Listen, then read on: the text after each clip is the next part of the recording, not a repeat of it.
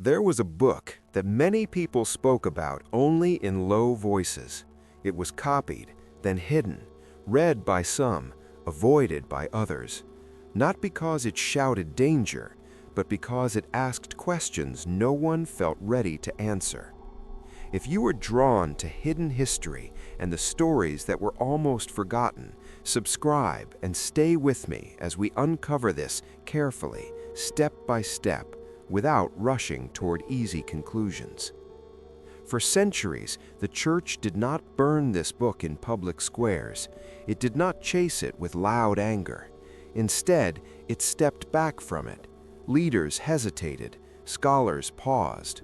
The book was allowed to exist at the edge of faith, close enough to matter, but distant enough to remain unsafe. The fear around it did not come from claims of evil, it came from uncertainty, the kind of uncertainty that makes careful institutions slow their steps, the kind that asks not what is false, but what is unclear. In the early centuries of Christianity, the Church was still finding its shape. Beliefs were being discussed, texts were being compared, communities were trying to agree on which writings could guide faith and which might confuse it. This was not chaos, it was responsibility. Words mattered. Books shaped prayer, behavior, and hope. The book in question came from a much older world.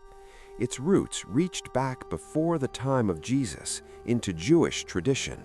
It spoke in symbols. It used strange images. It described visions that did not explain themselves.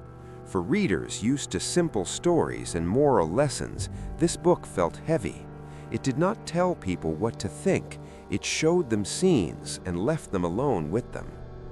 At first, some early Christians read it openly. They found ideas in it that echoed their beliefs. Others felt uneasy. The language was unclear, the images were intense, and the authorship was uncertain. The book claimed an ancient voice, but no one could fully prove who had written it or when each part had taken shape. That mattered more than it may seem today. In earlier centuries, books were rare. Each one was copied by hand. A single copy could take months or years to complete. Ink was expensive. Parchment came from animal skin. Mistakes mattered. A wrong word could change meaning. Because of this, leaders were careful about which books deserved that effort. Control of books was not only about power, it was about limits. There were only so many hands, so many hours, so many pages.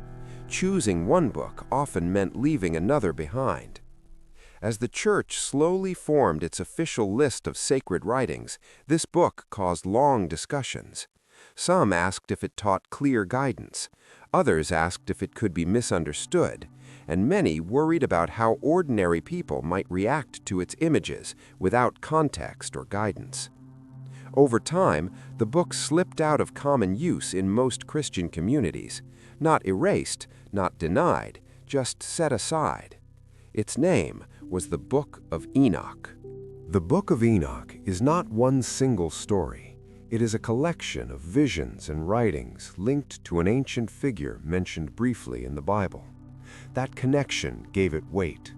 But the book itself went far beyond that small mention. It described angels who fell, journeys through strange realms, and visions of judgment and order. None of this was simple. None of it was easy to explain in sermons meant to comfort, guide, and unite. For church leaders, the problem was not that the book contradicted faith directly. It was that it did not settle into it easily. Its symbolism was open, too open. Without careful teaching, readers might take it literally or miss its meaning entirely. This is an important difference. Something can be difficult without being dangerous, but difficulty can still carry risk. The Church had seen this before. Ideas taken out of context can divide communities. A powerful image misunderstood can cause fear where none was intended. Leaders felt a duty to protect believers from confusion, especially in a time when education was limited and explanations were scarce. So the Book of Enoch was treated with caution. It survived, however, in places far from the center of church authority. In Ethiopia, it was preserved, copied, and read as sacred. There, it became part of tradition, not a threat.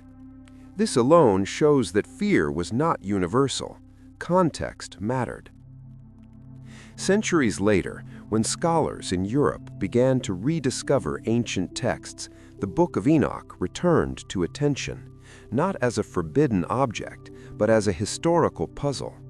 Why had it mattered so much to early believers? Why had it been set aside? The answers were slow and careful. Scholars compared copies, they studied language, they traced ideas across cultures. What they found was not a secret message, but a window into how ancient people thought about the universe, justice, and human responsibility. Psychologically, forbidden knowledge often attracts both fear and fascination. When something is unclear and restricted, the mind fills the gaps. Silence becomes suspicion. Distance becomes danger. This is not a flaw in faith, it is a human response to uncertainty. The Church's caution shaped that response, even unintentionally. By limiting the book's use, it gained a shadow it may never have had on its own. Today, the Book of Enoch is studied openly. It is read in universities and discussed in documentaries like this one. It is no longer feared in the way it once was. Understanding has softened its edges. What remains is not terror, but complexity. The story of this book reminds us that institutions often act slowly not because they fear truth, but because they respect its weight. A text that shapes belief must be handled with care. Not every voice is ready for every reader at every time. In the end, the Book of Enoch was never a monster hiding in the dark. It was a difficult mirror, reflecting questions people were not prepared to face together. And history shows us something quiet but important. When knowledge is patient, fear fades. When context grows, shadows shrink. And what once terrified can finally be understood, not as a threat, but as part of a larger human search for meaning.